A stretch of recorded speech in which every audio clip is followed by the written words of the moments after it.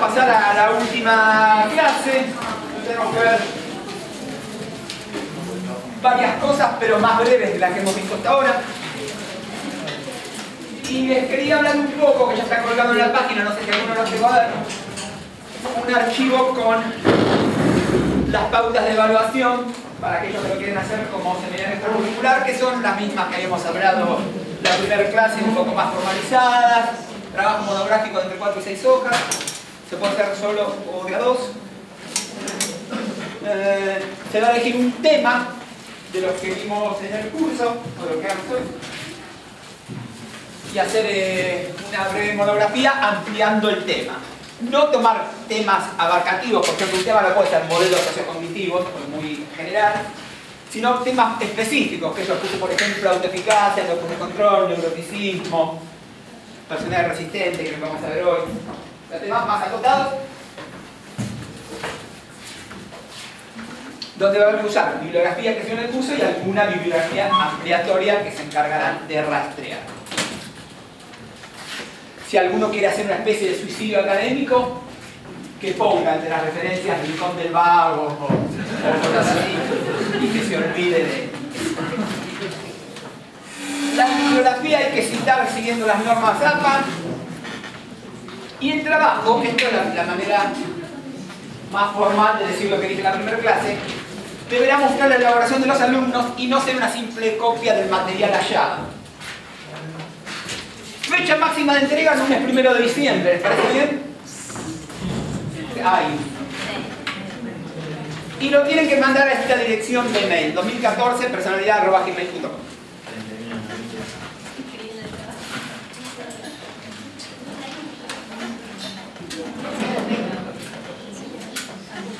Como se darán cuenta, esa dirección de mail la abrí a propósito para este tipo de actividades. De este año, no solo para este tipo de actividades, sino la de este año. ¿Alguien se imagina por qué? Una respuesta políticamente correcta sería el por qué es tan importante esta actividad que merece un mail propio. Otra respuesta más paranoide sería: la abro, así me mandan todas las cosas ahí, el día que el curso termine no las reviso nunca más, y todas las porquerías que lleguen ahí jamás me voy a enterar. Prefiero que lleguen ahí, no mi cuenta personal. Lo mismo que si tienen dudas o que se llaman, las mandan ahí. Nada más. Como ya les dije, esto está colgado en la página, o sea que lo pueden bajar. Bien. Para continuar con estas cosas que faltan para hoy, vamos a seguir con el modelo de los rasgos, que la semana pasada habíamos visto, bueno, lo que son los modelos de los rasgos en general y el modelo de los 5 grandes en particular. Yo decía que hay varios modelos de rasgos. Vamos a ver otro, más brevemente lo que vimos la semana pasada, que es el modelo de los 5 alternativos de Martin Zuckerman, que es este señor que está ahí.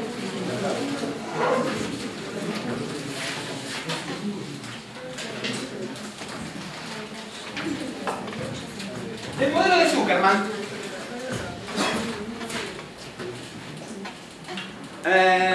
hace mayor hincapié en los aspectos biológicos de la personalidad, siguiendo la tradición, es un modelo actual, de los años 90 para acá también, siguiendo la tradición que hacia mediados del siglo XX había impuesto Einstein, de proponer un modelo de personalidad con un traje biológico fuerte. Por lo tanto, se aparta de lo que vimos la semana pasada, del análisis léxico como base de la personalidad, se utiliza otra estrategia distinta que la de los 5 grados. En sus primeros trabajos, fines de los años 70, primeros de los años 80, Zuckerman empezó a trabajar con una dimensión que es esta de búsqueda de sensaciones, que es una dimensión de personalidad que no aparece como tal dentro del modelo de los 5 grandes y que implica una serie de condiciones. Estas serían facetas de la búsqueda de sensaciones: búsqueda de aventuras y riesgos, búsqueda de experiencias, desinhibición y susceptibilidad al aburrimiento. Esto también sería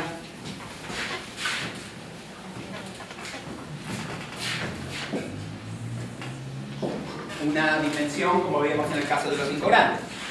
Habría personas con alta búsqueda de sensaciones y personas con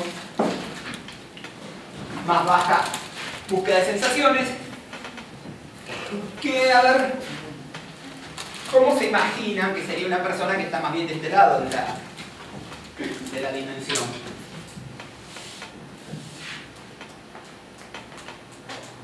Por si alguien lo ve, es el lado más bajo de la dimensión. Esto sería lo que está del lado alto. Buscan aventuras y riesgos, experiencias nuevas, son más 10 individuos, tienden más a aburrirse.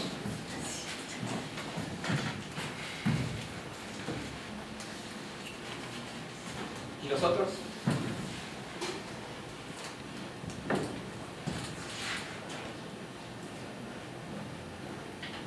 Más convencional, más rutinario.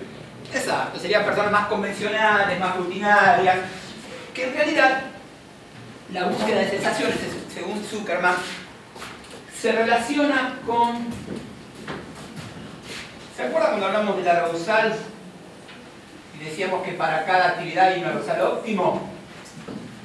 Bien, habría personas que alcanzan más fácilmente ese arousal óptimo y otras que necesitan por ahí más estimulación. O sea que si no están constantemente buscando estimulación nueva, haciendo aventuras o corriendo ciertos riesgos, les cuesta alcanzar ese arousal óptimo.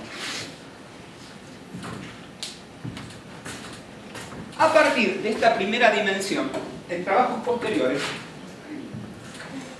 Zuckerman presenta su propio modelo de personalidad, también pentafactorial, y parte de una serie de criterios que según él deben cumplir cualquier dimensión que se presente como integrante de un modelo de personalidad.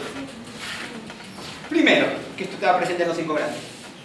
Las dimensiones tienen que ser replicables, ya sea utilizando diferentes métodos de evaluación, tienen que aparecer en ambos géneros, en diversas edades y en diferentes culturas. Esto es similar a lo que pasa con los 5 grandes, que la replicabilidad del modelo es una de las características centrales. Con la misma idea que en el caso de los 5 grandes, si se está presentando una serie de dimensiones que supuestamente son universales, deberían encontrarse en diferentes edades, de ambos sexos, en diferentes culturas, etc. Otra de las características que según Zuckerman deben cumplir esta serie de dimensiones es encontrar, detectar cierta heredabilidad del rasgo, aunque sea moderada. Es decir, se debería encontrar en familias la presencia del rasgo. También, esto ya también más propio de lo que dice Zuckerman, en esto leo que hace más hincapié en lo biológico, se deben identificar conductas similares en especies no humanas, en particular, como dice ahí, en aquellas que viven en grupos sociales, en particular simios. O sea, hay estudios sobre personalidad en simios donde intentan encontrar las mismas dimensiones de personalidad que se observan en humanos. O sea, son estudios complejos porque al simio no se le puede hacer un cuestionario de personalidad.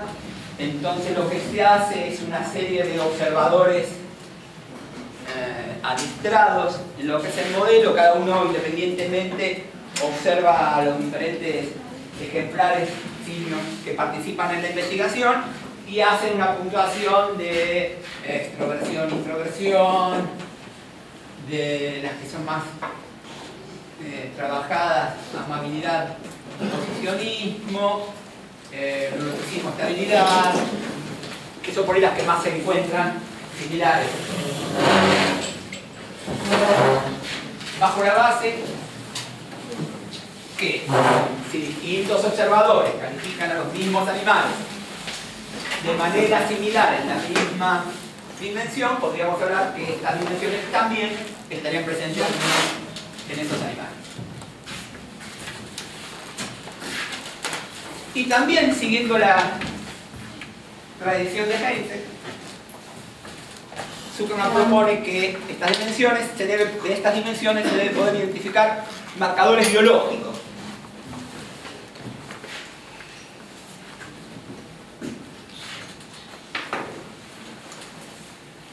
A partir de esto, entonces, vamos a comparar con los 5 grandes. El modelo pentafactorial,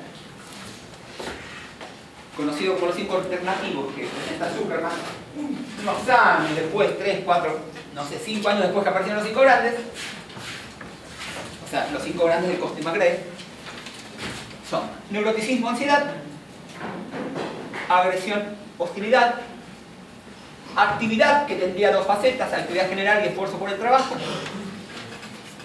sociabilidad, también 2 facetas, amigos y sociedad, e intolerancia a la soledad, y impulsividad, búsqueda de sensaciones no socializadas, que acá se incluiría esa primera dimensión con la que había comenzado trabajando, facetas de impulsividad y búsqueda de sensaciones.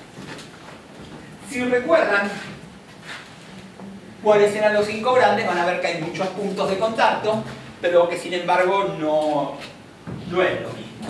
Hay factores que son diferentes y hay factores que, si bien son similares, conceptualmente se presentan como diferentes. Vamos a hacer una comparación. Este es igual, neuroticismo ansiedad con neuroticismo de los 5 grandes, que creo que yo lo dije la otra vez, junto con extroversión es uno de los factores, son los 2 factores que más presentes están en todos los modelos factoriales, porque son las 2 dimensiones que más fácil se replican, que aparecen en todos los análisis factoriales, o sea, no hay mayores dudas de que esas 2 dimensiones existen. Pero después, lo que el modelo de los 5 grandes es responsabilidad, acá aparece como actividad, que habría personas de naturaleza más activa y otras de naturaleza más pasiva, más de acomodarse a las situaciones. Que si bien es parecido, pero ya le quita esa connotación de valor que tiene responsabilidad. No es lo mismo decir que una persona es pasiva que decir que es irresponsable. Suena distinto. Hemos dicho sociabilidad, las 2 dimensiones, actividad, las 2 dimensiones, actividad general y esfuerzo por el trabajo.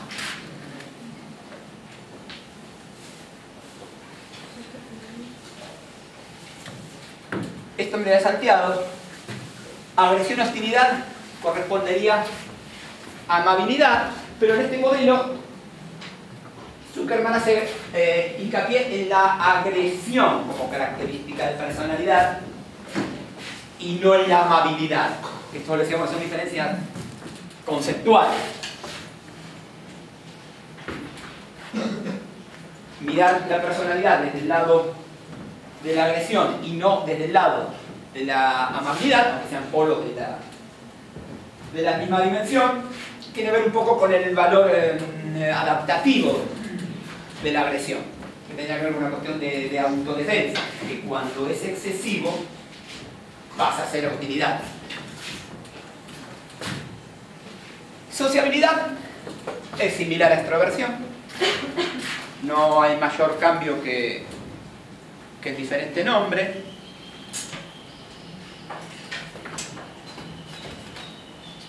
Hay muchas 2 facetas, amigos y sociedad, y esta que por ahí es la diferencia del modelo, intolerancia a la soledad. O sea, también es una manera de ver la extroversión como una especie de dificultad en los momentos de soledad. Similar a esto que veíamos de acá de la Roussel, la diferencia entre personas extrovertidas y personas introvertidas es que las personas extrovertidas funcionan mejor procesando información del exterior y las personas introvertidas funcionan mejor procesando información de su interior. Una pregunta. Sí. Una persona con todas esas características, ¿qué sería? ¿Qué personalidad tendría? Es que en realidad todos los modelos dimensionales, una persona tiene un perfil de personalidad de acuerdo a donde esté alto y bajo en cada una de las dimensiones. Habría que ver qué tipo de personalidad para cada perfil distinto. Hay algunos tipos de personalidad clásicas que tienen un perfil más definido. Por ejemplo, la personalidad antisocial tendría impulsividad, búsqueda de sensaciones alta, sociabilidad media, digamos, porque que la persona sea antisocial no quiere decir que sea solitaria o que sea social, podría ser cualquier valor. Actividad más bien alta, agresión más bien alta y neuroticismo posiblemente bajo. O sea, después no todos, pero los distintos, porque acá ya tenemos un otro tema que sería la comparación entre los modelos dimensionales y los modelos categoriales. Los modelos categoriales, si tendríamos la personalidad, no sé, antisocial, limitativo, límite, dependiente, etcétera, etcétera, etcétera. Cada uno de estos tendría un perfil diferente de personalidad de acuerdo a las dimensiones del modelo factorial. Pero bueno, esta es una controversia bastante controversial, valga la redundancia, dentro de la psicopatología actual, donde los esfuerzos denodados por pasar de un modelo básicamente categorial a uno básicamente dimensional no están dando los resultados que tendrían que dar. Entonces está medio como en el aire todo ese tema. Esto estoy diciendo, bueno, sería más o menos así, bueno, manejan esos términos, sería más o menos así. No hay acuerdo todavía como pasar de un modelo a otro. Y volviendo a la comparación con los 5 grandes, las mayores diferencias se observan en el último factor. Lo que en los 5 grandes sería apertura a la experiencia, aparece en este factor como impulsividad y búsqueda de sensaciones, que no tiene muchos puntos de contacto, es una cosa con la otra. Apertura a la experiencia tendría que ver más con la curiosidad, los intereses artísticos y ese tipo de cosas que al momento de decir que esa es una dimensión biológica de la personalidad es bastante cuestionable que haya una disposición biológica al arte. En algunas personas sí, en otras no. Lo que sostiene Zuckerman en esta quinta dimensión es que tiene que ver con la búsqueda, la búsqueda de estimulación. O sea, que no tiene necesariamente esa connotación de artístico y creativo versus tradicional y dogmático que tiene la apertura de la experiencia.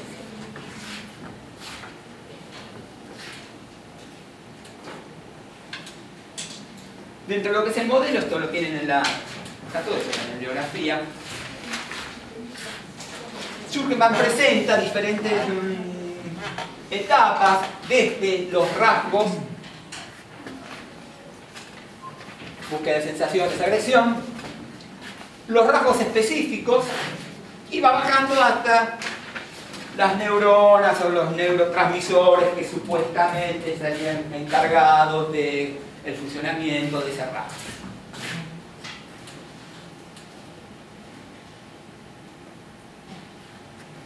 Al igual de lo que sucedía con los 5 grandes, también hay diferentes escalas para evaluar este modelo, si bien todas estas surgen del mismo lado, ¿sí? O sea, todas son de Zuckerman y sus colaboradores. La primera de ellas, cuando todavía trabajaba con la única dimensión de búsqueda de sensaciones, en una escala llamada escala de búsqueda de sensaciones, que evaluaba esa sola dimensión. Una vez, a mediados de los 90, se presenta el modelo pentafactorial, sale este cuestionario, el Zuckerman-Kuhlman Personality Questionnaire,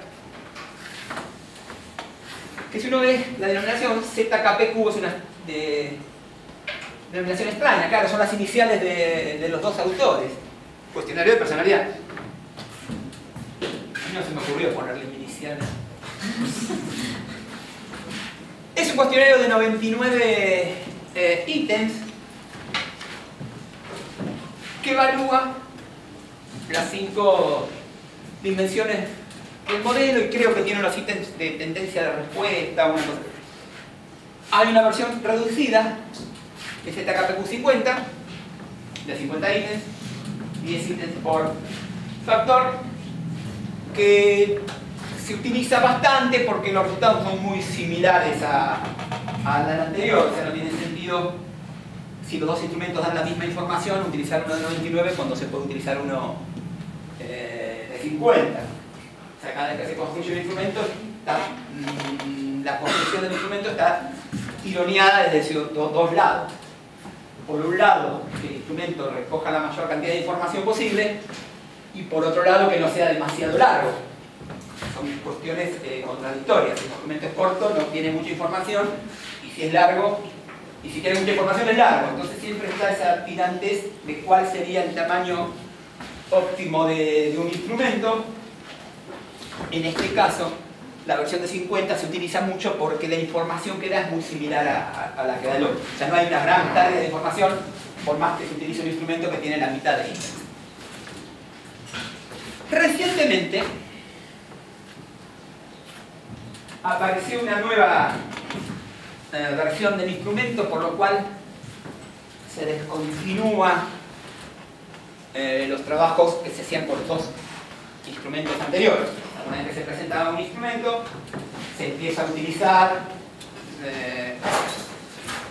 bueno, tanto en aplicaciones prácticas como en investigación, y eso genera mucha cantidad de información. Una vez que aparece una versión nueva del instrumento, medio como que esa información ya pasa al pasado, deja de servir. Todas las investigaciones que había con estos dos, a medida que se empieza a imponer este último, como que ya deja de tener utilidad. Que se suma a los dos autores originales, Zuckerman y Kuhlmann, un psicólogo español, Antón Aluja, que es una versión de 200 ítems en los cuales se ha ampliado el modelo y ya cada una de las dimensiones tiene, no me acuerdo si 4 o 5 facetas. O sea que es un instrumento más ambicioso, pero son 200 ítems. Dentro del grupo de investigación con Rubén estábamos en comunicación con Aluja, o sea, Rubén y algunos de las personas que trabajan con él tienen varias publicaciones con esta, con la ZKPQ50, y en uno de esos intercambios Aluja le dijo esto, ¿no? Que están descontinuando toda la investigación con este instrumento y lo que están haciendo es validación cultural de esto. Se está haciendo una versión en Chile y no sé dónde más, están buscando que este instrumento se desarrolle en diferentes latitudes, siempre un poco no con esta competencia con los 5 grados.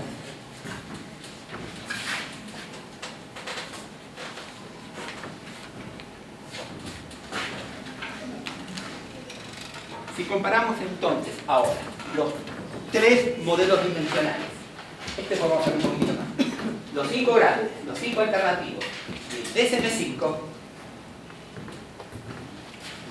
podemos extender la comparación a 3 modelos ahora.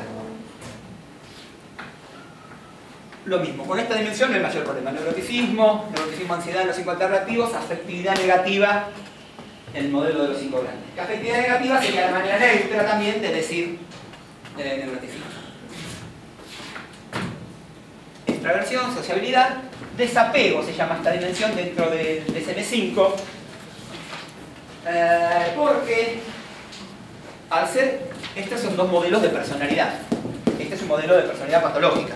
Al ser un modelo de personalidad patológica, los términos están definidos por la mayor patología. Entonces acá ya no sería una cuestión de ser extrovertido o introvertido, sino si es una persona que está cerca de los demás o es desapegada. Algo parecido pasa acá, que lo que es amabilidad en los 5 grandes, acá sí toma la denominación de agresión, y acá se llama antagonismo, que sería lo opuesto a amabilidad.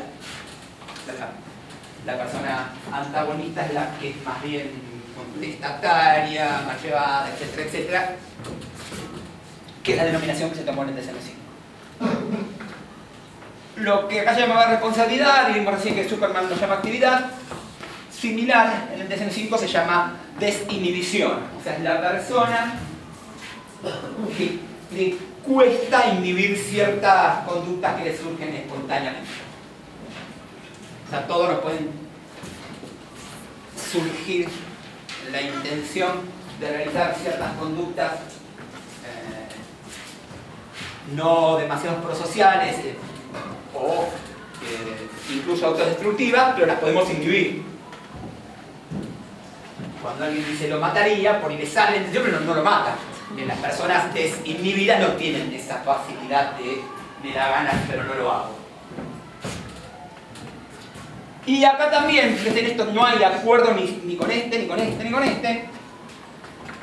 Esta quinta dimensión, que es la que cuando se hacen los análisis factoriales, es la que es los factores aparte.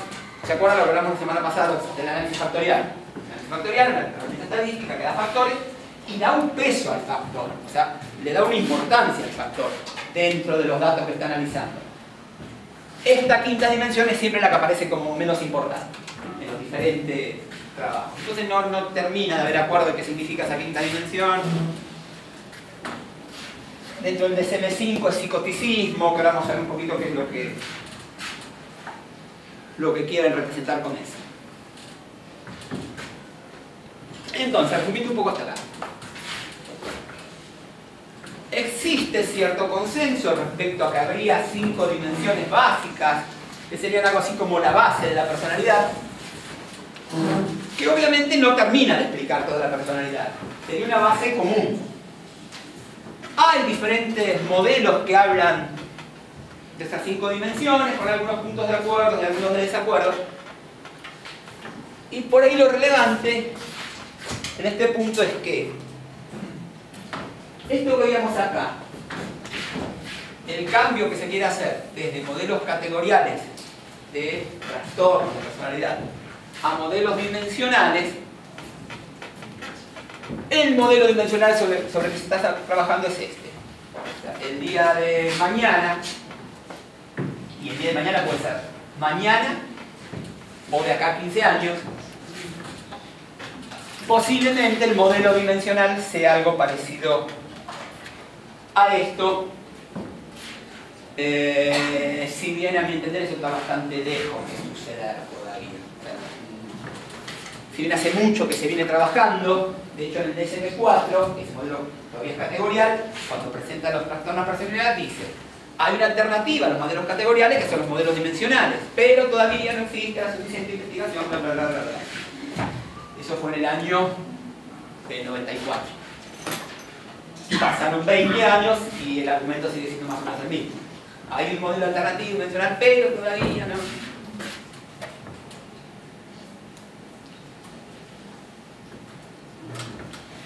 Vamos a pasar un poquito, yo ya creo que lo mencionamos la semana pasada, a cómo está conformado el modelo categorial en el cual se está trabajando el DSM-5. Yo no me acuerdo si esto lo expliqué, pero creo que puede generar confusión.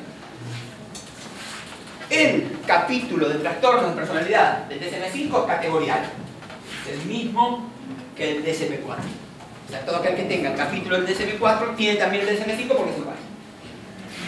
Atrás del manual, en el apéndice, aparece lo que se llama modelo alternativo para los trastornos de personalidad, que es una especie de borrador. Cuando hay que diagnosticar hay que utilizar el otro. Este es una especie de borrador, donde aparecen estas 5 dimensiones. Cada una con facetas. Por ejemplo, afectividad negativa tiene que ver todas cuestiones que tienen que ver con la psicopatología relacionada a la afectividad. La habilidad emocional, ansiedad, inseguridad de separación, perseveración, sumisión, hostilidad, depresión, desconfianza y, bueno, afectividad restringida negativa. Sería la incapacidad de poder restringir la presentación, la expansión de la afectividad de acuerdo a la situación. Creo que son todas bastante autodefinidas lo que significa, ¿no? ¿O hay alguna duda con alguna?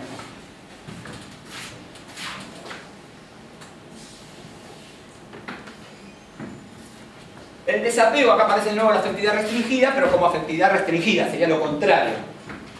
La incapacidad de demostrar afectividad.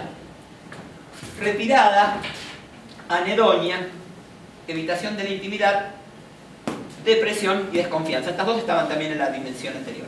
Pero dicen, bueno, para ver el desapego sería una exacerbación de la introversión. La introversión decíamos que es una posición normal dentro de una depresión de personalidad. Cuando es exacerbada la introversión se convertiría en desapego y tiene estas características. Pie de página. Como hay una situación traumática, ven que después uno la recuerda fácilmente.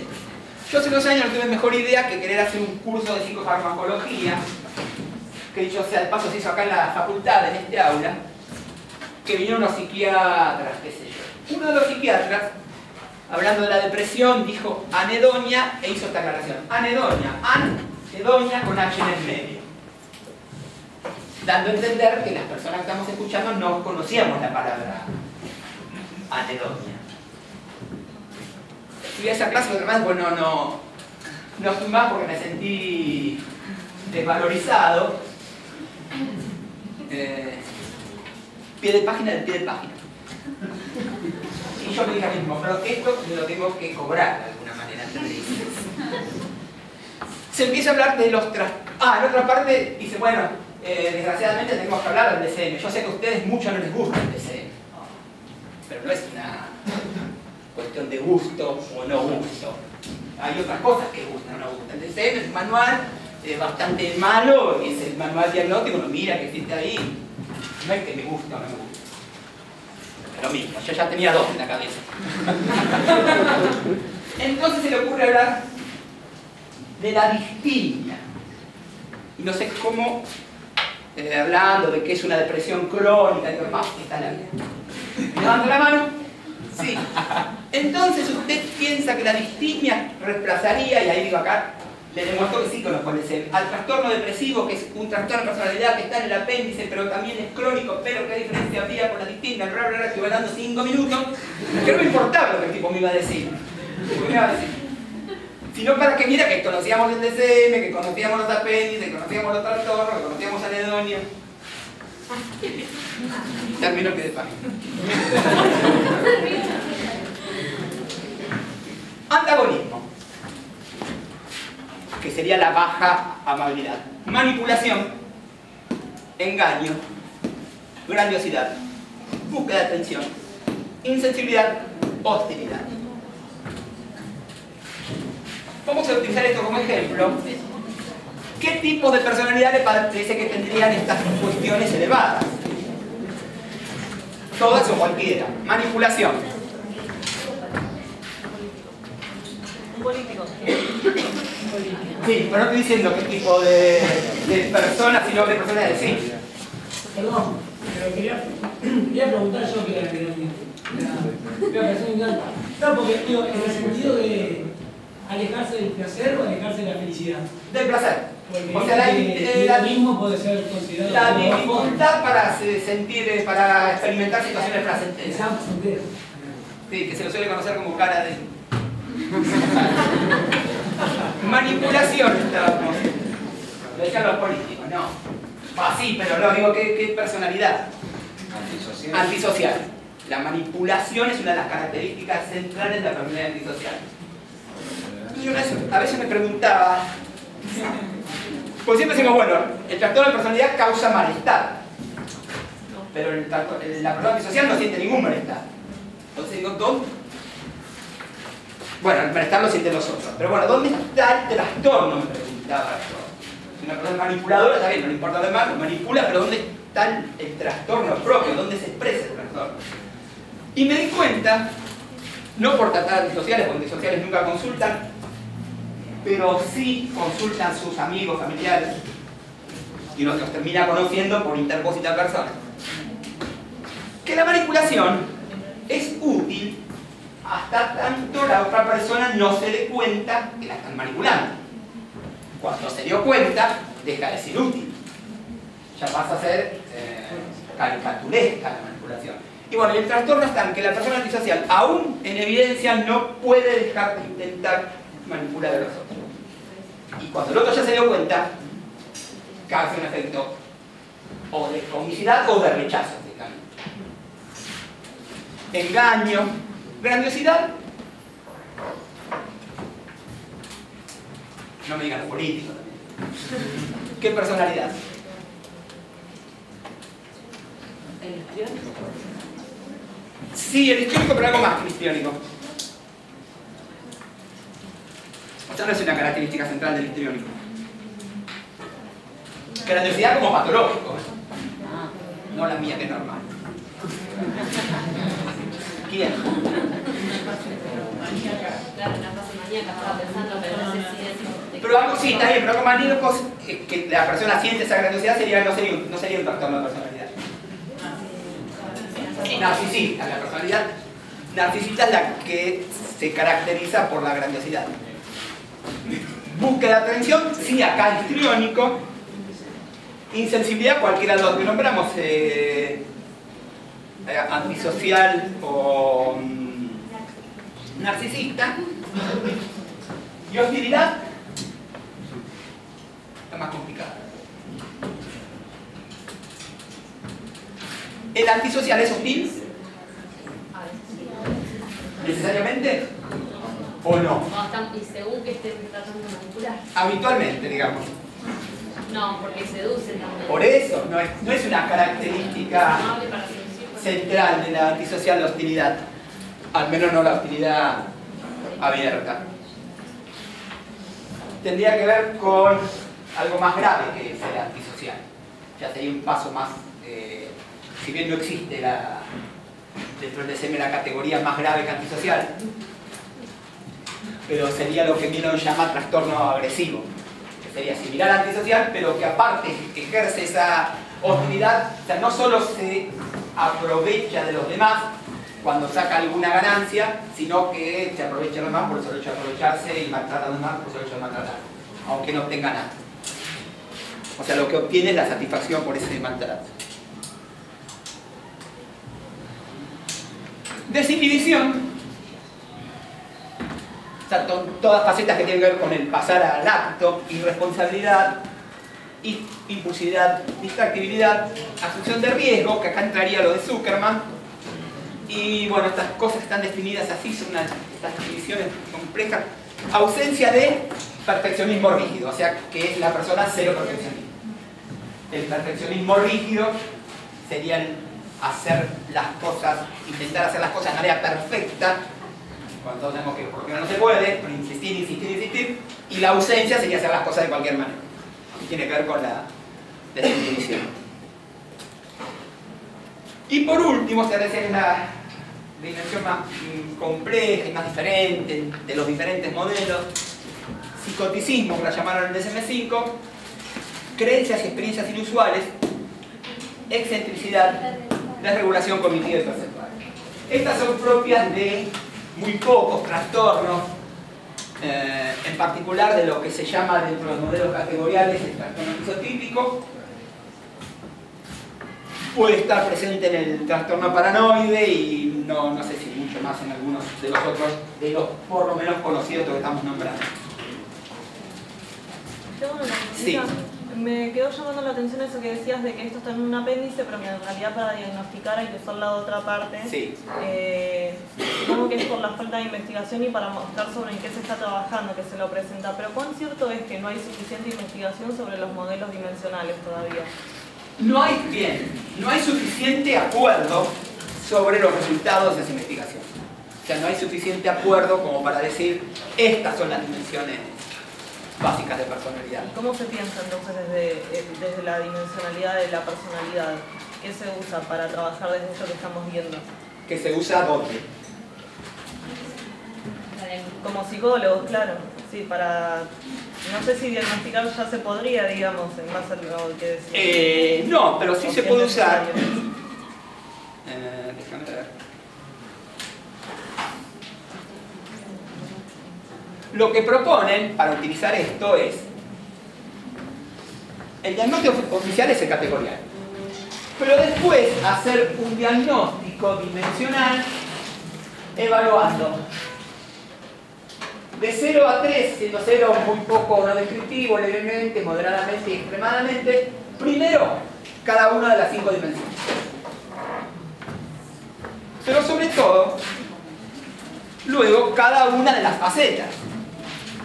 La persona consulta. Se le habilitan instrumentos o no, se hacen entrevistas, las que sean necesarias,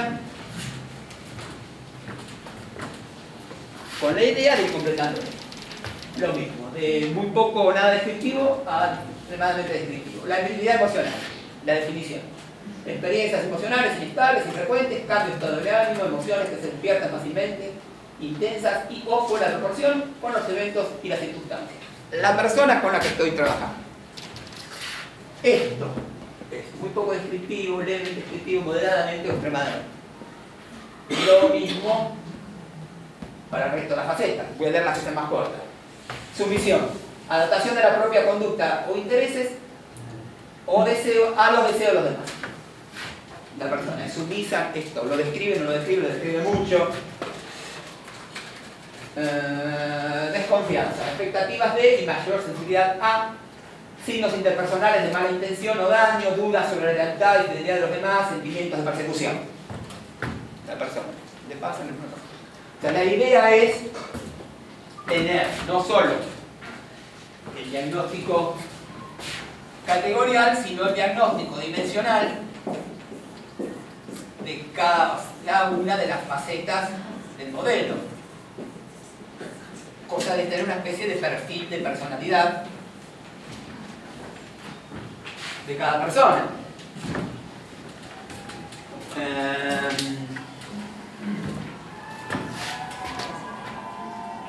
De acuerdo a, estamos en este caso con afectividad negativa. De acuerdo a cómo se ve la ubicación de la persona en las facetas de afectividad negativa, tendrá afectividad negativa alta, baja, media. Si todas tienden a ser altas, será alta. Si todas tienden a ser bajas, será baja. Si hay algunas altas, algunas bajas, será media. Sí. Ya que estamos acá, vamos a ver algún otro ejemplo. Seguimos con desapego. Afectividad restringida. Poca reacción a las situaciones de carga emocional, experiencia y expresión. Emocional contenida, indiferencia o frialdad. Lo mismo si a la persona. Anedonia. Ausencia de disfrute, de participación o energía para las experiencias de la vida. Déficit de la capacidad de sentir placer o tener interés en las cosas. Vamos a ver algún otro ejemplo.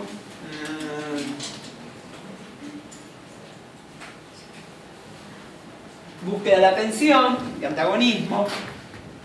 Excesivos intentos de atraer y ser el foco de atención de los demás, demandantes de admiración. Acá entraría también el narcisismo, ¿no? Lo de demanda de admiración.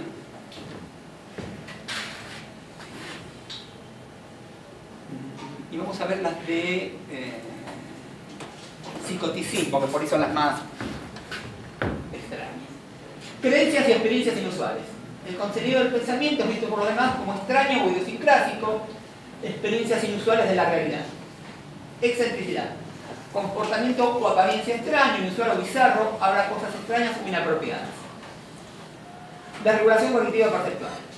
Procesos de pensamiento extraños o inusuales, pensamiento de discurso vago, circunstancial, metafórico, sobreelaborado o estereotipado, experiencias extrañas y diferentes modalidades sensoriales. O sea, tiene que ver con personas, como se define, como se desprende acá la definición, con comportamientos extraños. Los otros días, en el seminario de orientación que doy sobre trastorno de personalidad, hablamos de una persona con características similares a esta, que es lo que yo les mencionaba, que es un trastorno esquizotípico. Uno dice, bueno,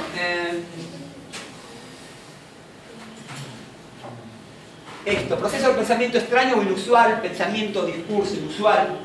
Cuando uno le hace una pregunta a una persona, ya sea un paciente o alguna pericia o lo que fuera, espera cierto tipo de respuesta. O sea, no sabe qué va a responder, pero más o menos espera cierto tipo de respuesta como para continuar el diálogo. Un paciente que consultaba por problemas económicos, que no trabajaba ni conseguía trabajo, le empiezo a preguntar, mi idea era, bueno, a ver, primero, qué es lo que hace durante el día, porque si no trabaja, no estudia, no hace nada, tiene 30 y pico de años. Entonces, ante la pregunta, ¿qué haces durante el día? Una pregunta bastante concreta, uno espera cierta respuesta, cierto tipo de respuesta. No que me diga, leo, o uso la computadora, sino cierto tipo de respuesta en particular. Yo les pregunto a ustedes, o ustedes imagínense que podría llegar a responder a alguien a que le preguntan ¿qué hace durante el día? La respuesta fue, tomo café. O sea, no es una respuesta que uno espere. Uno puede esperar un montón de respuestas, pero no esa. Bien.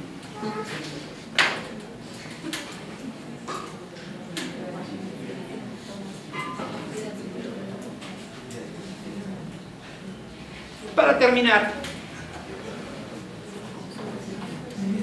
con esta primera parte de los 5 grandes y los modelos factoriales, vamos a hablar un poco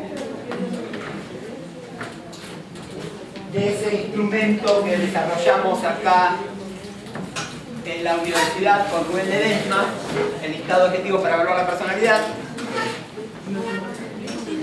que fue un trabajo que comenzó en el año 2006, creo que fue una cosa así, en la Universidad Atlántida, que era el mismo de investigación, duró 2 años, con los proyectos nos pasamos para acá, que era un proyecto más ambicioso, era un proyecto para construir diferentes instrumentos de evaluación psicológica.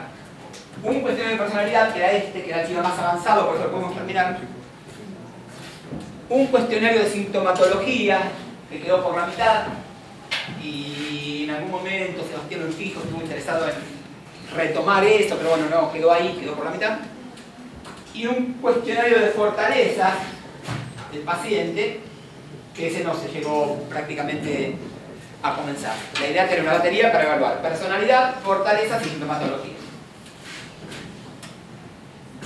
La primera publicación fue un capítulo de un libro en el año 2007 donde aparecía el marco teórico de los 5 grandes y los análisis preliminares de las primeras versiones del instrumento.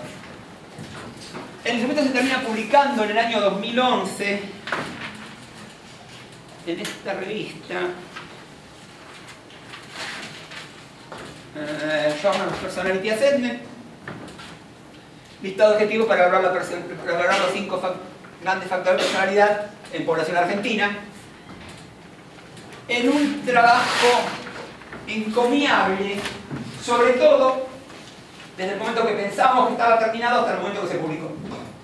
Hasta ahí hemos trabajado, bueno, se hizo un instrumento, para la muestra, qué sé yo, bla, bla, bla. Terminamos, dijimos, vamos a mandarlo. Bueno, ahí empezó el trabajo. El trabajo difícil empezó ahí. Al punto que uno de los autores, que no soy yo,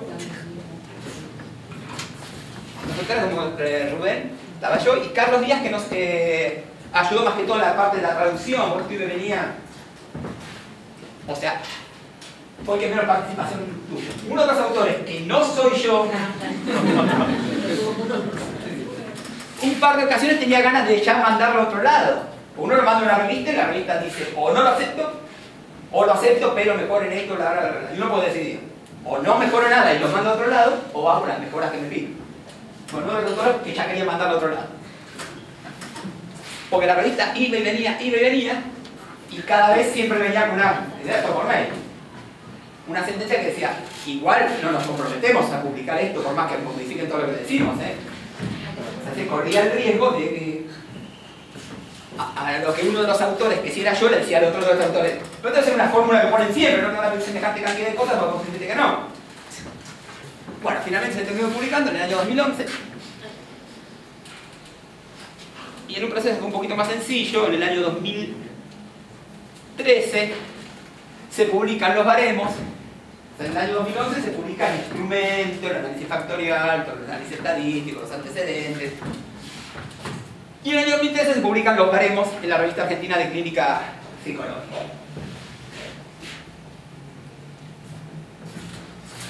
da para hacer no digo un curso, pero sí una clase de 1 hora y media, 2 horas, para contar todas las vicisitudes de estos 8 o 9 meses en que este artículo fue y vino. Una de las cosas que nos cuestionaban es que el instrumento tendría que ser para uso en otra parte que no fuera técnica. Nosotros decíamos y dice en el artículo que creemos en la construcción local de instrumentos y no en la adaptación de instrumentos de distintas culturas, y que por eso emprendimos la construcción. Entonces no tenía mucho sentido que nos digan dónde más se puede usar. No, en ningún lado se puede usar. O sea, acá, pues acá. Entonces nos pedían eso y digo, no lo contestemos esto, mandémoslo igual. Lo mandamos igual, vuelve otra vez. Entonces, qué sé yo, ponele, no sé, Chile, Uruguay, más o menos eso. O sea, no era muy científico, se me ocurrieron los lugares más o menos parecidos. ¿Qué sé yo? Y lo pusimos así, esperé porque este documento, y ahí pasó. Otra cosa. O sea, no todas las revistas son tan molestas como esa. Tiene un director, varios subdirectores de acuerdo al marco teórico, y después los evaluadores. Primero nos mandó una serie de correcciones el director, después el subdirector de los 5 grandes, y después los evaluadores. El más molesto era el subdirector de los 5 grandes. Por ejemplo, el director nos había dicho, si ustedes hacen la comparación de su instrumento con otro, con el BFI, tienen que poner los resultados del BFI. Bueno, le agregamos los resultados del BFI. El subdirector nos manda un mail diciendo, si los resultados con el BFI dan mal, no los tienen que poner. Pero si no, nos había dicho que lo pusieran. Bien. ¿Se imaginan cada una de esas vueltas de 9? Primero que hay que hacer el arreglo, hacer la traducción y volver a mandar, y uno de los autores diciendo, no lo mandemos al otro lado. En uno de los mails nos ponen, nuestra revista no está interesada en publicar adaptaciones de instrumentos. Entonces, uno de nosotros entendía que no estaba interesado en publicar el nuestro. Digo, no, si el nuestro no es una adaptación, es uno nuevo. No sé por qué están poniendo esto. O sea, más allá de los problemas de la revista, también estos cortocircuitos entre los autores. Bueno, finalmente quedó publicado. Muchos ya lo deben conocer. Son 67 adjetivos. Es un formato instrumental diferente al que es más habitual, que es el de frases. Estos son adjetivos que representan los 5 factores. Ahora los vamos a ver. Como decía, el desarrollo fue local, la renovación local. El análisis factorial coincide, aparecen los 5 factores del modelo. Una de las cuestiones que se evalúa para ver la calidad de un instrumento es la confiabilidad de las escalas, que tiene que ver con que si los diferentes ítems de la escala miden más o menos lo mismo. Si los diferentes ítems miden lo mismo, sube la confiabilidad. Si están midiendo cosas distintas, baja. Estos valores son bastante altos, son aceptables. Encontramos diferencias de género y edad acorde a la literatura. Tenemos 4 baremos, 2 de hombres y 2 de mujeres, jóvenes y adultos. Y una de las cosas que evaluamos fue la validez aparente. Le mandamos a 3 especialistas, 2 de acá de Argentina y 1 de España, los adjetivos para, sin decirle a qué dimensión pertenecían, para que ellos los ubicaran en la dimensión que corresponde. Y también hubo alto acuerdo entre los jueces, cerca del 90, 90 y pico %. Muy poco discrepancias entre los jueces al poner cada adjetivo de un factor que a ellos les parecía con el que iba en realidad.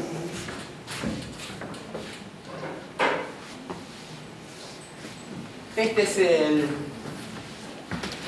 el protocolo donde aparecen los 67 adjetivos y cada uno tiene que poner, si el adjetivo no lo describe en absoluto, lo describe tal como es en una escala Likert de 1 a 5.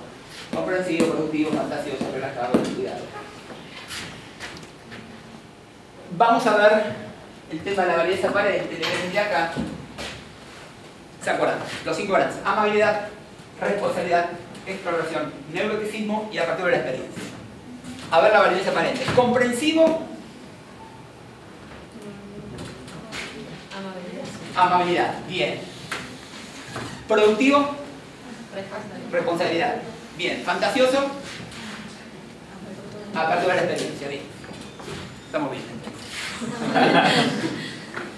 Ahí aparecen los adjetivos que aparecen en cada factor. No sé por qué puse 4, no entrarían.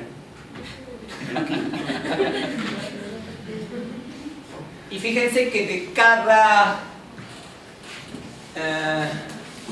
dimensión hay adjetivos de ambos polos. Por ejemplo, extroversión, del polo de extroversión, simpático, sociable, conversador, del polo introversión, callado, tímido, retraído. Tratamos de mantener adjetivos de ambos polos que cubrieran la mayor parte de lo que es la dimensión. Sobre todo calculando, te recuerdan que entre los 5 grandes cada dimensión tenía 6 facetas. Este es un instrumento que da información sobre la dimensión solamente, no sobre las facetas. Pero tratamos de que las facetas estuvieran representadas todas en los diferentes adjetivos, y creo que de las 30 facetas hay 28 representadas, una cosa así. En el artículo está todo explicado.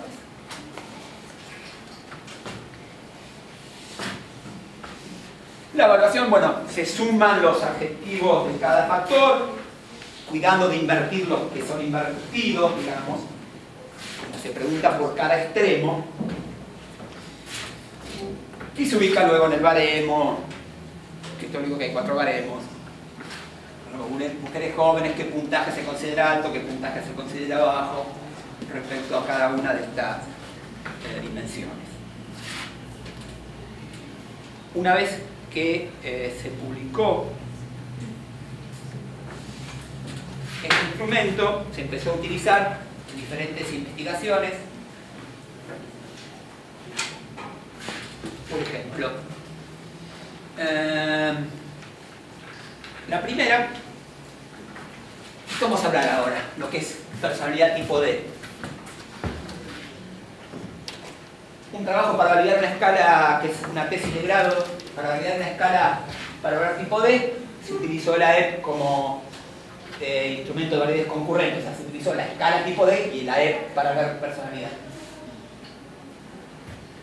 Dentro del grupo de Sebastián presentaron un congreso el año pasado, un trabajo sobre regulación emocional, bienestar psicológico en los estudiantes universitarios, y lo relacionaban con personalidad de acuerdo a los 5 grandes con el AEP. Otra tesis de grado, ya no sé quién la dirigió porque está hecho también en estudiantes universitarios, relación entre psicopatología y bienestar, con estudiantes de la Universidad de Río Negro.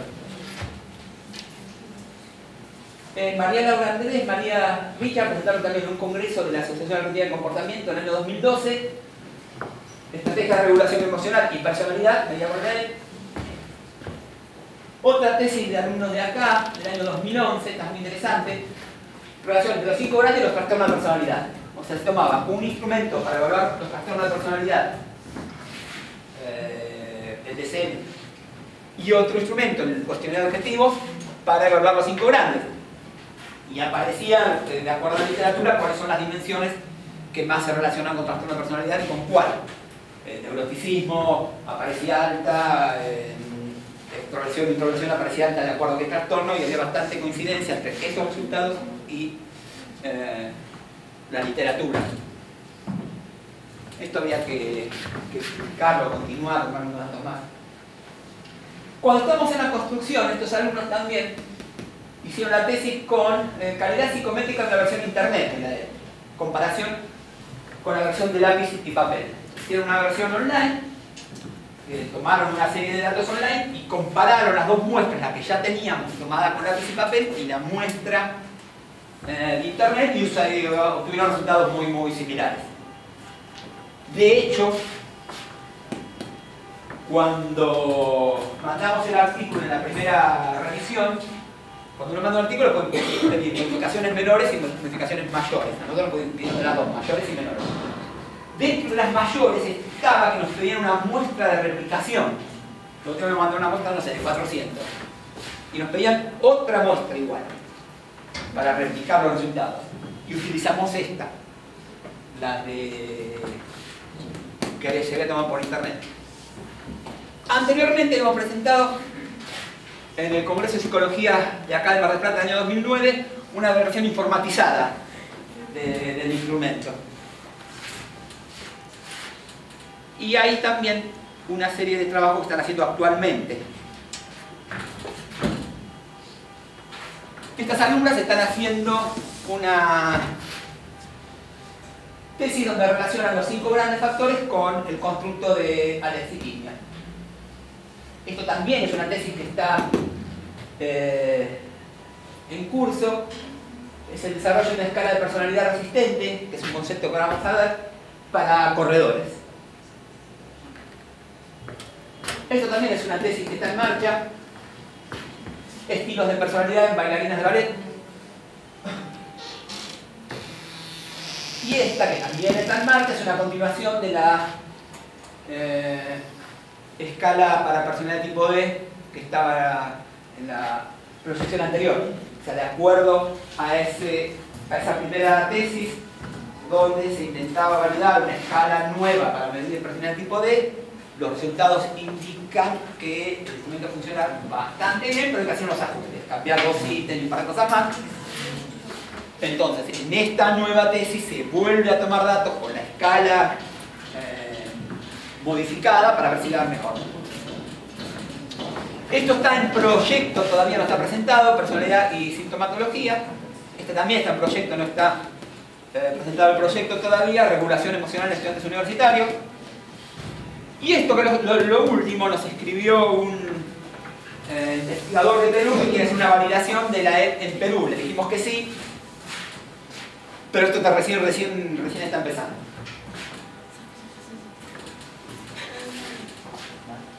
O sea que de acuerdo a lo que nosotros pretendíamos, 2 cosas pretendíamos.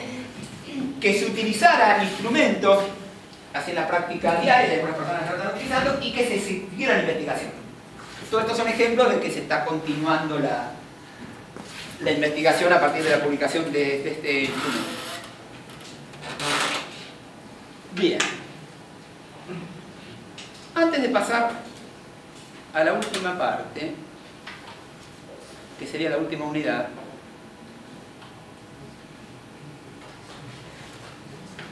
vamos a retomar un poco el tema que algo hablamos la semana pasada, de cuánto tiene de biológico, de innato la personalidad y cuánto de construido o aprendido. Veo que la idea, me parece que más allá de que cambiar de postura es una donde se da mayor influencia a lo biológico, y otra que son los modelos sociocognitivos donde se da más influencia a lo aprendido, a lo construido. El tema es entender o pensar dónde puede estar el límite. Porque la idea de lo que hablamos acá es un poco, bueno, está bien, los modelos biológicos dicen esto, pero la mayor parte de la personalidad, o por lo menos es lo que yo transmitía, creo que era lo que más o menos aparecía en el ambiente, la mayor parte está dentro de las interacciones sociales y no dentro de lo biológico. ¿Será tan así? Si alguien tuviera que usar argumentos para defender la posición de que la personalidad tiene un gran componente biológico y después el ambiente modulará un poco más, un poco menos, pero no cambia, ¿qué dirían?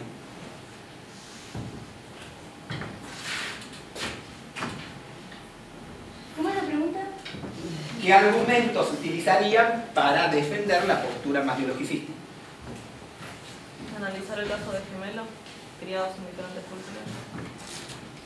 Bien, ese es uno de los ejemplos. Hablamos la semana pasada de estudios en gemelos. No solo que hay estudios con gemelos, que ya es difícil, sino que hay estudios con gemelos criados por separado. Y yo no sé cómo hacen para encontrar gemelos criados por separado. Pero algo más, o sea, no apelando a evidencia científica, sino razonando qué te parece a cada uno.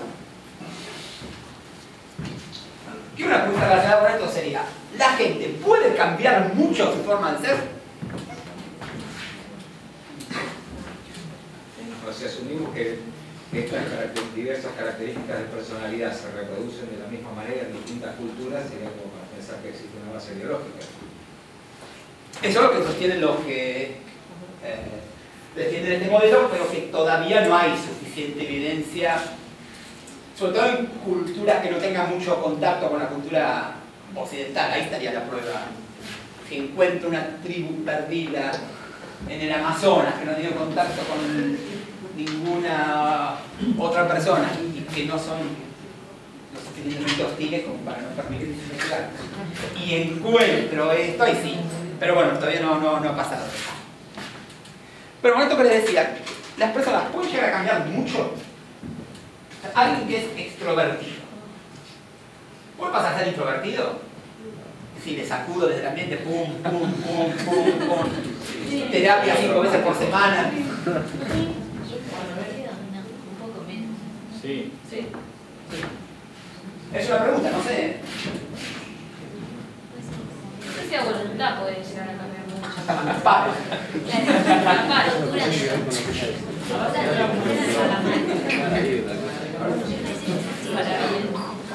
Quizás mirar así de extrovertido, como que uno ya está dando la respuesta. O sea, si yo pienso que hay una dimensión de extroversión e introversión y que la persona la hace más extrovertido o más introvertido, yo estoy diciendo que no se puede. Por ahí hay que correrse de eso. Si no hace falta pensar las personas en esos términos. Por ahí se puede pensar en otro término. Sacando lo de extrovertido y introvertido y todas las dimensiones, esto. ¿Se puede llegar a cambiar mucho? Sí.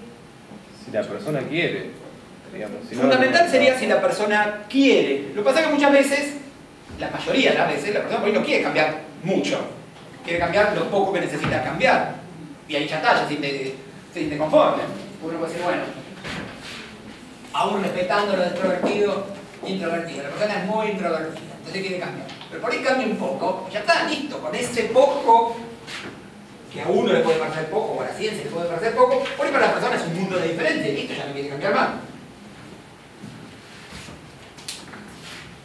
El tema sería si cuando quiere la persona puede cambiar mucho. Yo tal vez pensaría en el caso donde sí hay un compromiso desde lo biológico y uno puede ver una persona muy diferente a que recibió una terapia y una adaptación al medio y otro que no, digamos. A pesar de la limitación biológica, uno puede ver que lo adquirido puede modificarse. Es como que habla más a favor de lo adquirido, digamos. Bien. Lo que puede pasar, o sea, para salir del lado esto de las dimensiones,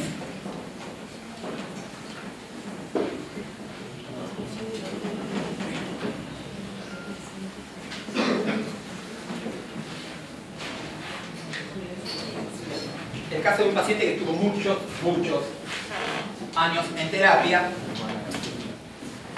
cuyo solo ejemplo ya sirve para desterrar esa idea de que los tratamientos cognitivos son breves. Básicamente sería una cuestión de timidez un poco extrema, no llega a ser excesivamente patológica. Una manera de ver esa timidez es que esta persona durante mucho tiempo de su vida se ha manejado con esos esquemas de timidez, que algo trató de mejorar y algo mejoró por su cuenta. Ante cierta situación problemática que no pudo resolver, consultó. Entonces, sobre esta base de la timidez, ha ido construyendo nuevos esquemas menos tímidos. Lo interesante, y esto también sirve para eso de qué es lo que cambia de una persona que cambia, y no son las conductas, es la personalidad lo que cambia. Las conductas eran más o menos las mismas que tuvo siempre. O sea, hacía las mismas cosas que hacía siempre. Se juntaba con la misma gente que se juntaba siempre, hacía las mismas actividades que hacía siempre, pero con menor carga de padecimiento. Antes era todo un esfuerzo, ahora después ya no. Pero, habitualmente, funciona acá. De esa manera menos tímida. Pero como los esquemas nunca desaparecen, yo ya lo decía Piaget, se va construyendo esquema sobre esquema sobre esquema sobre esquema, en ocasiones se activan estos esquemas más nucleares. ¿Cuándo? Si está muy estresado, muy cansado, muy preocupado, o cuando la situación lo agarra por sorpresa. Eso no, por ejemplo, viene a la facultad y sabe más o menos con quién se puede encontrar y con quién no. Si por ahí se encuentra con alguien que no se esperaba encontrar, a veces se le activa estos esquemas y funciona desde acá. Entonces, mirado de este lado, luego decir, ¿cambió? Y sí cambió, porque totalmente funciona desde acá. O puede decir, bueno, no cambió, porque esto sigue estando. ¿Se entiende? Pero igual puede ser adquirido el esquema de base. Ah, bueno, sí. Sí, no estoy... Por ciertas cosas que él cuenta hay un patrón familiar. El padre, sobre todo, es así. Sus hijos son así. O sea, habría cierta patrón familiar. A lo que algunos podrían decir, bueno, entonces patrón familiar es biológico o adquirido también. Claro, puede ser adquirido también. O sea, es timidez biológica o timidez adquirida porque criarte en un contexto con personas tímidas. Es muy difícil distinguir, bueno, esto es biológico y esto lo adquirido, y tendrá eso algún interés científico, digamos, llegar a saber algún día, sí. Pero en lo concreto, en lo práctico, digamos que si estos esquemas nucleares son adquiridos, son innatos o no sé qué cosa, para el caso es distinto. Lo que importa y que tiene que ver con todo el cambio es que se pueden ir construyendo otros esquemas que hagan que la persona tenga un comportamiento más funcional y más adaptativo, sobre todo desde la carga con que lo vive, porque actividades desde que empezó acá pasaron 7 u 8 años, era más o menos la misma, trabajaba, estaba con su familia, tenía amigos, practicaba un deporte, tenía familia en otra ciudad, que ocasionalmente los iba a ver. Creo que actividades nuevas, bueno, tuve que cambiar el trabajo, medio por obligación en un momento, pero bueno, trabajaba una cosa, pasó a trabajar de otra. Conductas nuevas prácticamente no. Lo tenía, sea lo mismo que de siempre, pero con mucha menor carga de ansiedad y de tensión y de malestar desde acá. Entonces, como resumiendo, si bien es dificultoso determinar cuánto es innato, cuánto es adquirido, cuánto pueden cambiar las personas o cuánto no, lo cierto es que sí se puede cambiar, al menos lo suficiente como para bajar el monto de malestar, que sería lo más relevante, lo más importante.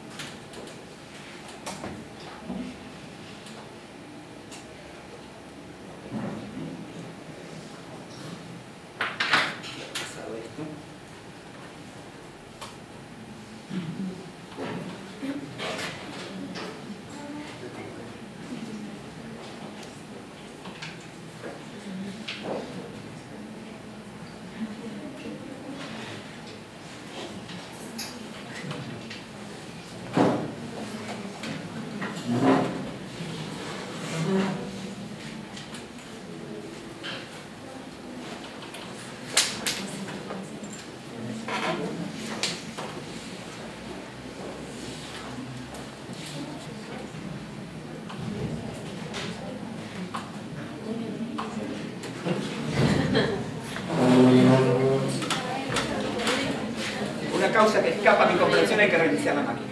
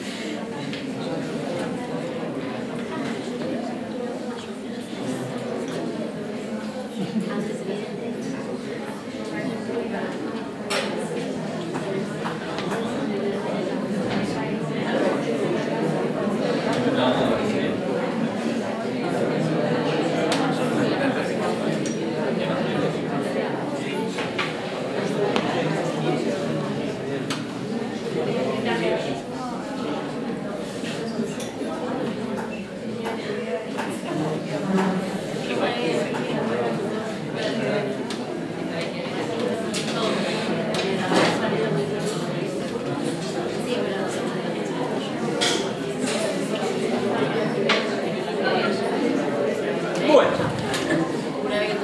vamos a pasar a la última unidad, en la cual vamos a hacer un repaso de algunas aplicaciones que tienen que ver con psicología de la personalidad y no necesariamente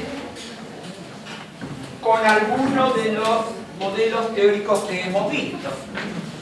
Un poco relacionado con esto que creo que decía la semana pasada, de la proliferación de constructos en la psicología, de cuestiones que quieren decir más o menos lo mismo, pero no son exactamente lo mismo. Vamos a ver, dos que ya nombramos, personalidad tipo D, todas las tres ya las nombramos. Personalidad tipo D, personalidad resistente y búsqueda impulsiva de sensaciones, que esta sería la única que sí se corresponde con uno de los modelos que hemos visto. Vamos a empezar con la personalidad tipo D. Cuando esto queda en casa.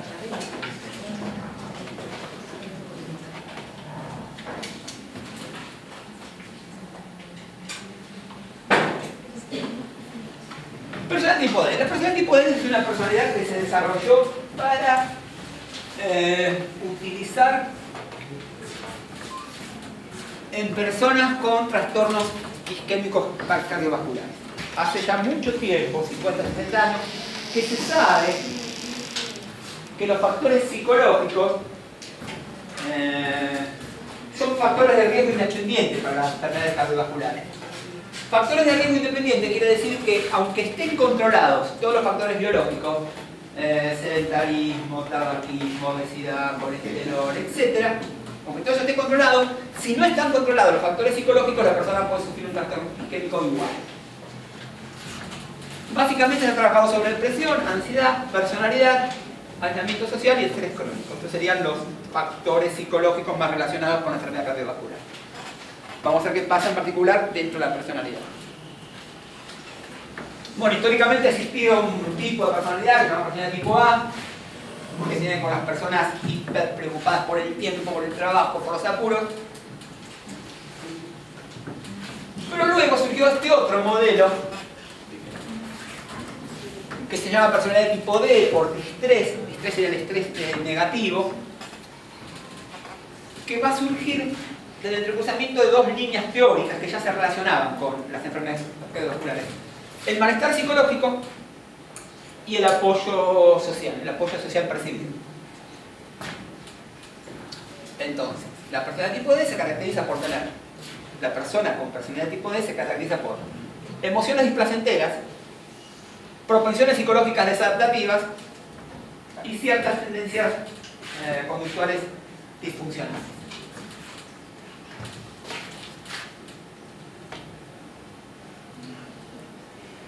Entonces, los dos componentes de la personalidad tipo D serían la afectividad negativa y la inhibición social. Y acá ya empezamos también, es un tipo de personalidad distinta, no hemos visto hasta ahora. ¿Pero a qué se parece ya? Cada una de estas cuestiones.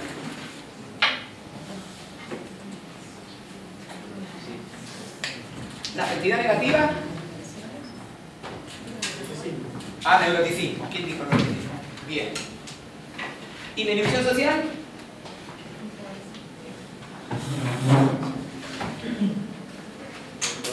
La introversión. O sea, le han dado otro nombre, pero ya habría cierta relación entre la afectividad negativa y la inhibición social. Perdón, entre la afectividad negativa y el neuroticismo y la inhibición social y la introversión. Según las definiciones,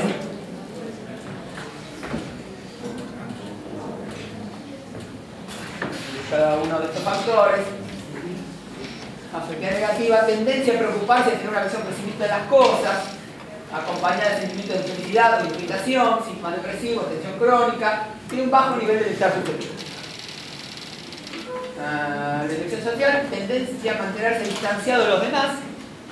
Y esto agrega, esto sería lo diferente, inhibir a menudo la expresión de los sentimientos y bajos niveles de soporte social percibido.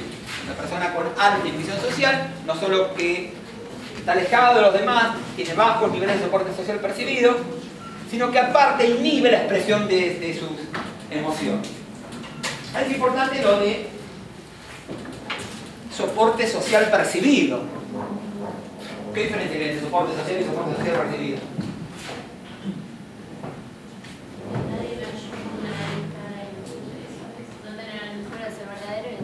Realidad, digamos, una realidad psíquica y de otra realidad. Claro, el apoyo social tiene que ver con un número, o sea, cuántas personas, y el percibido es si la persona lo percibe como suficiente o no. Alguien puede tener 20 personas alrededor y percibirlo como suficiente, y alguien puede tener 2 personas y percibirlo como suficiente. Lo determinante en este tipo de personalidad es el percibido. Si la persona cree que cuenta con un buen apoyo social o cree que no.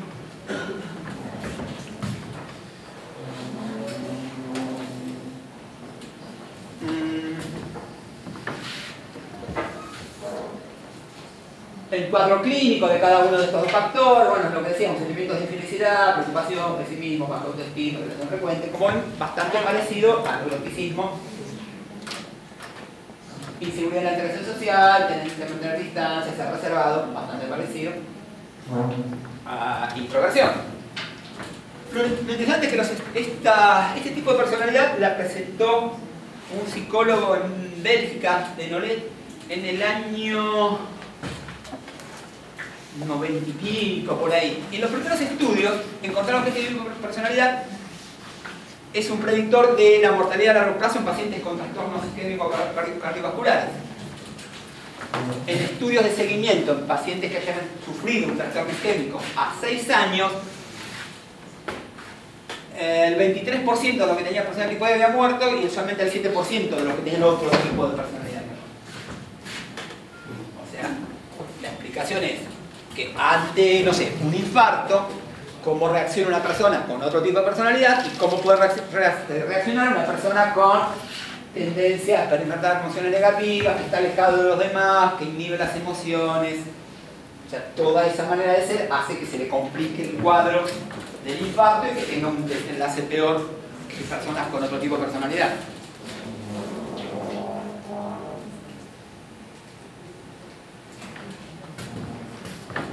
Hay diferentes investigaciones hechas a partir de constructo, bueno, que decíamos de mayor propensión a experimentar emociones negativas, de manera estable, independientemente de las situaciones. O sea, lo que se termina expresando en la personalidad. O sea, por lo general, la persona experimenta emociones negativas siempre e independiente de las situaciones por las que atraviesa. Tiene un sesgo atencional hacia los estímulos adversos. Esta es una cuestión bien cognitiva. Está demostrado que las personas podemos llegar a tener sesgos hacia diferentes estímulos que hace que los percibamos antes que los demás. O sea, si bien puede ser que haya estímulos adversos que puedan hacer que uno se deprima en el ambiente, hay personas que los perciben y personas que no. Estas personas tienen un sesgo hacia esos estímulos, lo perciben rápidamente. Esto que les decía es la relación con los 5 grandes, estudios que se han hecho relacionando el neuroticismo con la afectividad negativa, obtuvieron correlaciones altas, 0,68 en participantes sanos y 0,64 en pacientes que ya tenían un trastorno cardiovascular. Y se encontró que esta disposición de personalidad es un factor de riesgo más importante que cualquier componente específico. O sea, que si la persona es solamente ansiosa, solamente depresiva, solamente hostil, no es tanto el riesgo como si junta todos los factores.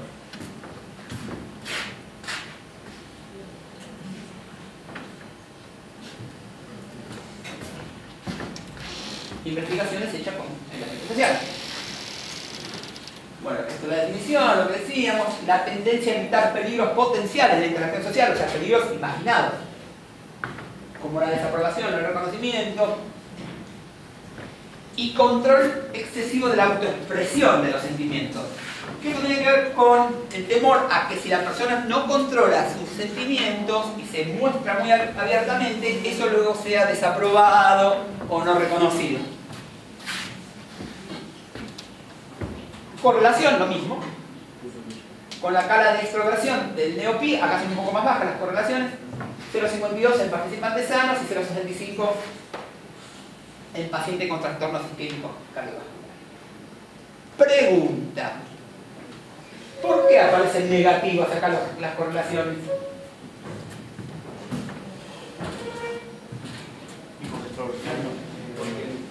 No implica las conductas contrarias. Bien. Lo que sería el... Porque acá la escala mide extroversión y esto es introversión, por eso la correlación es negativa. O sea, a mayor extroversión, menor aislamiento social y viceversa. Por eso la otra parecía positiva. A mayor neuroticismo, mayor afectividad negativa. Bien. Eso por merece un punto más en la corrección del trabajo. A partir de este tipo de personalidad es que les comenté que en una de las tesis se realizó una primera adaptación de esta escala, se llama inventario tipo D, para evaluar personalidad tipo D. Es una escala de 20 ítems, una escala Likert, la escala Likert es de 0, 1, 2, 3, 4, de 5 puntos. Son 2 factores, o sea, hay 10 por cada factor y 5 por cada polo. O sea, 5 preguntan por un polo por afectividad negativa y 5 por afectividad positiva. Ejemplos de ítems. A menudo poseen un escándalo por cosas sin importancia. ¿Qué están viviendo?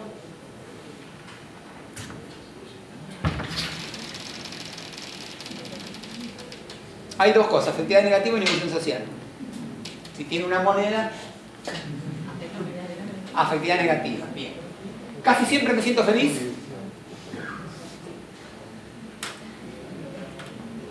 Acá se las compliqué. ¿Cuál? Afectividad negativa. Por el otro polo. Bien.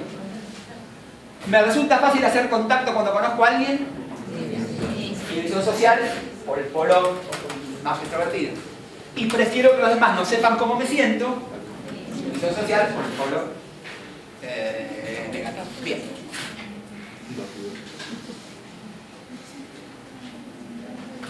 Como les decía, los análisis dieron bastante bien. La solución factorial de un factor, porque supuestamente los autores, esto también hay mucha discusión, es un único factor, la personalidad tipo D. No son 2 factores, es uno. Algunos dicen que no, que son 2, bueno, muy discutido. El trabajo este tiene un solo factor. Y cuando se hace la rotación, que es otro procedimiento estadístico en análisis factorial, sí aparecen los 2 factores. Que más o menos, para entender lo que sería la rotación, tengo que verlo como si fuera en 3 dimensiones. O sea, hay una serie de datos que se ubican en el espacio, que yo los veo así, pero un factor. Si los roto, o sea, si los miro de otro lado, ahí es donde puedo ver los 2 factores.